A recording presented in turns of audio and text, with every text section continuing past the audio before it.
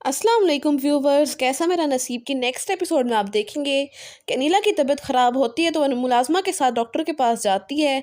तो डॉक्टर उसे good news का बताती है, जिसके बाद वो वापस घर आती है तो मुलाजमा हमज़ा और उसकी माँ को बताती है कि गुड न्यूज़ है। तो ये सुनकर अचानक से हमज़ा खुशी के मारे अपने पाँव पे खड़ा हो जाता है और अनीला और उसकी माँ उसे खड़ा देखकर बहुत खुश होते हैं।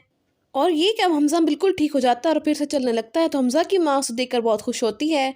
तो हमज़ा अपनी माँ से कहता है कि ये सब अनीला की वजह से हुआ है, जिसे आप खुद ही मेरी बीवी बनाकर इस घर में लाई और अब आप उसको मनहूस कह रही हैं और आपने अपने बेटे की झूठी बातों में आकर उसको इस घर से निकाल दिया था।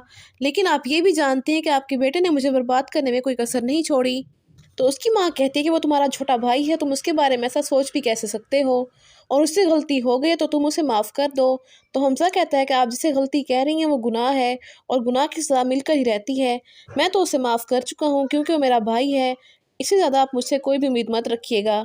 अब अनीला की सास को भी इस बात का एहसास होता है कि उसने अनीला के साथ बहुत ज़्यादा बुरा किया है।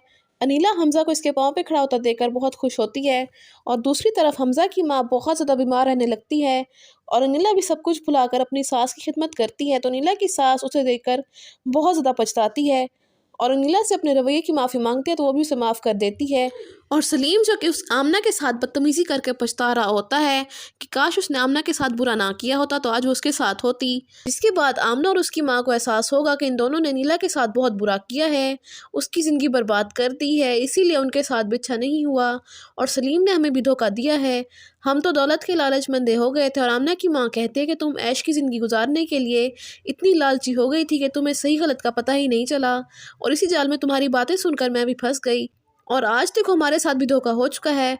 तुम्हारे बाबा और अनिला हम दोनों को कितना समझाते रहे थे कि सलीम अच्छा लड़का नहीं है, वो तुम्हें धोखा देगा लेकिन देखो हम इन दोनों के एक भी नहीं सुनी और अपनी मनमानी करते रहे, जिसका आज तुम और मैं सिला भुगत रहे हैं। तो आप सबको क्या लगता है इस कहानी में कौन सा नया मोड़ आएगा, कमेंट्स में ज़रूर बताइएगा। इसके साथ साथ ही वीडियो अच्छी लगे तो वीडियो को लाइक और शेयर करने के अलावा चैनल को लाजमी सब्सक्राइब कर लें ताकि मज़ीद नई वीडियोज़ बआसानी आपको मिल सकें।